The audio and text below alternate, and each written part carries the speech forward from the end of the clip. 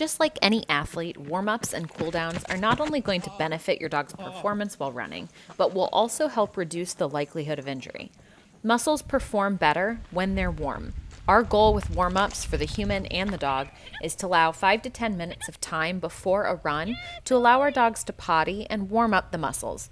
We want specifically to focus on the muscle groups that will be needed for canicross and bikejoring: their core, back, and rear legs. A few exercises that can be included in your warm-up include a slow walk for sniffing and pottying, cookie stretches, sit-to-stand repetitions, trotting in circles or lunging in both directions, spin in both directions, and sit or stand to bursts of motion. All of these exercises will warm up the dog for better performance. After getting equipment on and offering some initial water, the first thing I do in a new place is allow my dog some free time to explore. The easy and slow motion can help them warm up after being confined in a crate during travel. It also gives them plenty of time to satisfy both sniffing and pottying needs.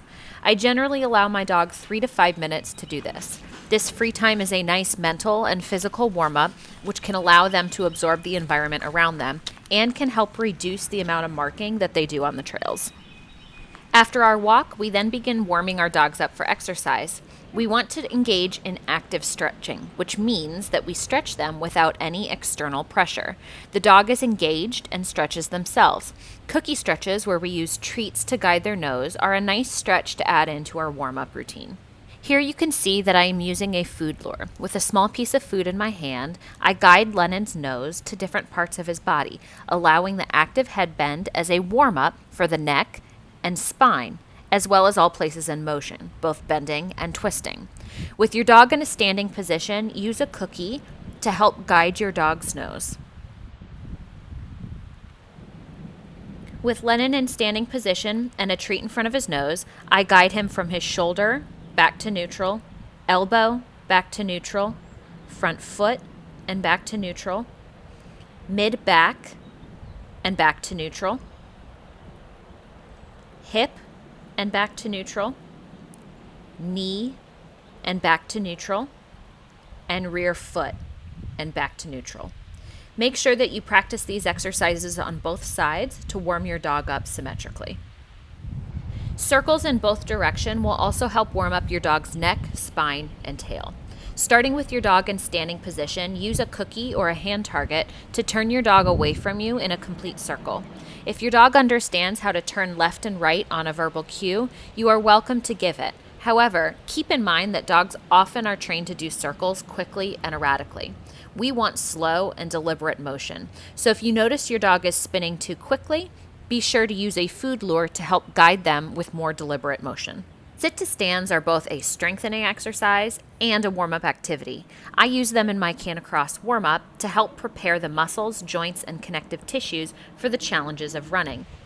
For sit-to-stands, I generally ask my dog for 2 sets of 3 to 5 repetitions during my warm-up. I also like to get the dog trotting in circles. This helps increase blood flow to muscles, improves flexibility, slowly increases the heart rate, and increases the elasticity of ligaments. It also allows the dog to warm up at a speed that they likely will be using while participating in the sport of canicross and bikejoring. We want to make sure when performing all warm-up activities that we are doing it both symmetrically. I will ask my dog to circle around me while trotting 2 to 3 times in both directions.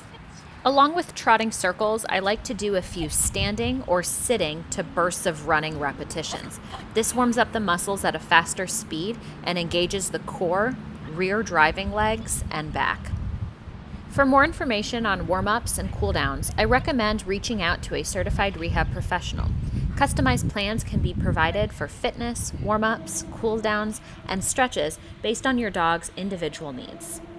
This will help keep your mushing buddy in top shape so that you two can continue to enjoy the sport for a long time to come.